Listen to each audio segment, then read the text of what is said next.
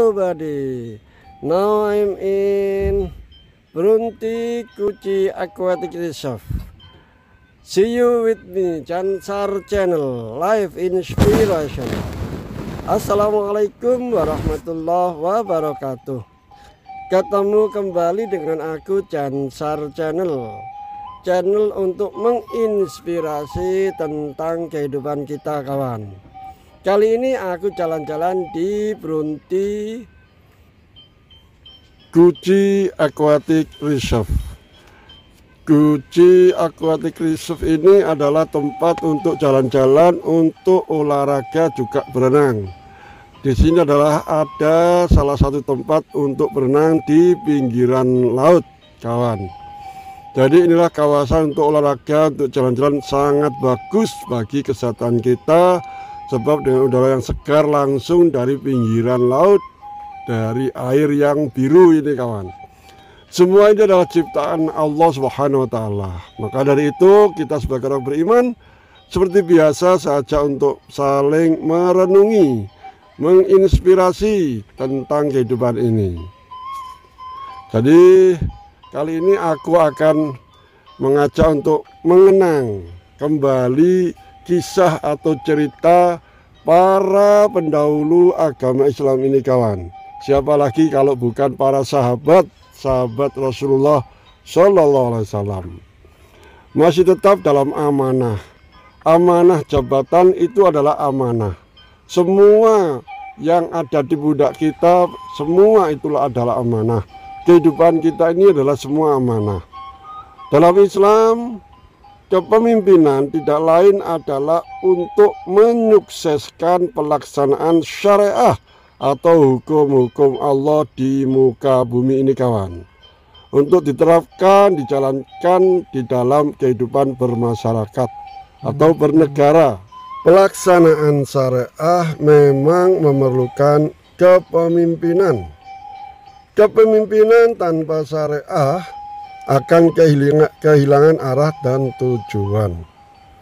Syariat tanpa kepemimpinan akan berhenti menjadi sekedar teori tanpa implikasi. Karena itulah Abu Bakar radhiyallahu anhu mengingatkan orang-orang yang hadir ketika itu untuk menaati dirinya sepanjang ia menaati syariah atau menjalankan hukum-hukum Allah Subhanahu wa Ta'ala di muka bumi ini kawan. Lalu dilihat dari pidatonya, Khalifah Abu Bakar radhiyallahu anhu sangat menyadari bahwa ada satu misi utama yang harus ia emban, yakni pelaksanaan syariah sebagai wujud nyata dari ketaatan pada Allah dan Rasul-Nya. Inilah hal kedua yang penting diperhatikan kawan. Untuk kepentingan atau tujuan apa jabatan itu didapatkan? Dalam Islam, kepemimpinan tidak lain adalah untuk menyukseskan pelaksanaan syariat dalam bermasyarakat atau bernegara. Pelaksanaan syariat memang memerlukan kepemimpinan. Kepemimpinan tanpa syariat akan kehilangan arah dan tujuan. Dari sini menjadi sangat jelas bahwa pertanggungjawaban jabatan, kekuasaan, dan lain sebagainya nantinya akan dimintai pertanggungjawaban di akhirat. Di akhirat terkait dengan dua hal. Pertama, untuk apa jabatan itu diemban? Apakah untuk melaksanakan ketaatan pada Allah atau bukan? Dan yang kedua, bagaimana jabatan itu didapat dan dilaksanakan? Apakah dengan cara yang hak dan dilaksanakan dengan penuh amanah atau justru untuk berbuat kecurangan, kebohongan, kezaliman, bahkan jauh dari syariah? Jikalau memenuhi dua aspek ini kawan, jabatan atau kekuasaan atau kepemimpinan akan membawa berkah buat yang bersangkutan, juga buat semua warga atau masyarakat yang dipimpinnya. Jika tidak, sebaliknya kawan, justru akan membawa malapetaka atau kesengsaraan yang nyata. ketidakadilan di mana-mana, kezaliman di mana-mana. Dengan demikian kita bisa menilai apakah pengolahan politik yang terjadi di negeri-negeri yang mayoritas umat Islam berjalan dalam rel yang benar atau tidak. Boleh saja orang bercita-cita untuk memegang jabatan atau kekuasaan atau pemerintahan, namun jika itu tidak dalam kerangka ketaatan kepada Allah Subhanahu wa Ta'ala dan diniatkan untuk menarik keuntungan pribadi, apalagi didapat dengan cara curang, bohong, dan tipu sana tipu sini, maka jabatan itu pasti mencelakakan yang bersangkutan juga semuanya. Bahkan negara akan menjadi rusak dan lain sebagainya.